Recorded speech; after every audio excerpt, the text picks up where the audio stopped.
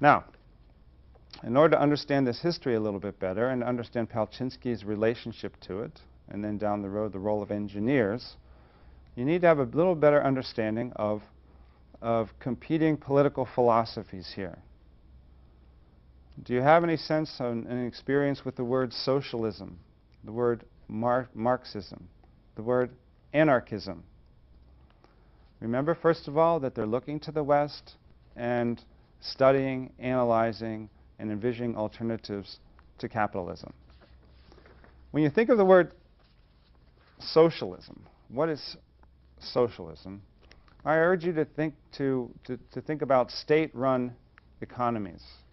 These are nation states in which the state plays a prominent role in structuring economic development. So socialism is about concentrating power and authority in a state in order to manage economic and political affairs for the benefit of people as a whole. And under a socialist state, you find a strong commitment to equality, making sure that no one drops through any kind of nets. Europe already had an established system, a long-standing system known generally as social democracy. The dominant parties in a lot of countries were the social democrats. As social democrats, they first of all conceive the country as collections of individuals, but yet the individuals have a collective responsibility towards the whole. This is in sharp contrast with the image of enlightened self-interest, where maximizing my self-interest will work towards the benefit of the whole. Social democrat parties were committed to explicit policies to benefit the whole. And so European countries were trying to achieve a balance between the maximization of self-interest or the focus on individuals and the focus on the collective whole. So you often find in European countries national corporations and a fairly large state. So this provides part of the context within which Russian radicals and Russian rebels, I guess, were functioning. What about Marxism? Now, when I raise the image of Marxism in class, what I hear include the words class struggle. I hear the word proletariat, the word bourgeoisie. I don't hear much the term labor theory of value, so let me introduce that to you.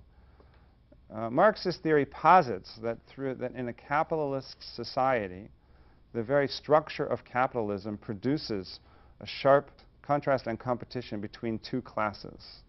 The proletariat class, which is the most important class because it's the source of all value, and the bourgeoisie.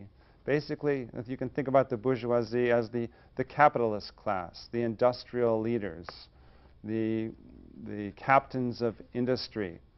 The bourgeoisie who gain the power, they gain access to money and funds from the proletariat, but then put themselves in positions of control, especially in relationship to a state. Now, in Marxist theory, all value is generated by labor.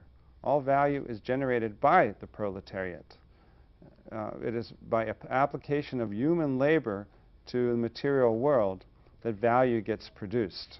And so all value that exists in the world is the product of proletariat activities. From this point of view, then, the bourgeoisie, in a way, are a second thought. The bourgeoisie are an irrelevance. The bourgeoisie live on top of and exploit the proletariat. In a system defined this clearly, what is necessary, and indeed I'm giving a very crude introduction to Marxist theory, which has far greater subtleties and indeed ambivalences than I'm currently presenting. But for your purposes and for our purposes in this course, this presentation works. In terms of Marxist theory, what's needed is revolution. The only way for the proletariat to gain its rightful position is by eliminating the bourgeoisie. We need the proletariat to revolt, to basically transplant or move into the position of the bourgeoisie, take over the forces and relations of production themselves, and run the society, run the production system themselves, after which we will all then experience move towards a more utopian life, a more utopian existence. Now, in Marxist theory, there were different strands. The one that's very important for us lives under the label of Leninism. Leninism basically posits the necessity for a vanguard party, for a small group of professional activists to move themselves into a position of leadership of the proletariat. Remember that the proletariat, as exploited workers, don't have experience in managing the forces and relations of production. And they need to be trained. They need to be led. Leninism said the best way for this to happen is for a vanguard party to get itself in a position of temporary control. Now, can you guess the name of this party that emerges in the Soviet Union? Indeed, this is the source of the concept of the Communist Party. Leninism argues that we need to have a party, the Communist Party, that for a short period of time will lead the proletariat into the utopian future. But wait, there is another whole collection of philosophies available out there aside from Leninist Marxism. Now, the Bolsheviks that made their way into power in then Russia and soon to be the Soviet Union were very much applying Leninist philosophies, and indeed Lenin emerges as the leader of the Bolsheviks. So we have a filial line here in one sense.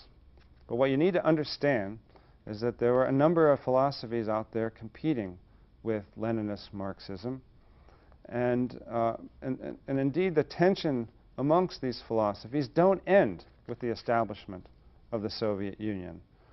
We certainly see some being de-emphasized and transformations taking place, but there is tension. And indeed, one way of thinking about this serious tension within the Soviet Union, especially in the early days, is between policies that argue for the centralization of power and control versus the decentralization of power and control. How best can people organize themselves? Should it be through centralized power or decentralized power? Leninism arguing clearly for a more centralized planning authority.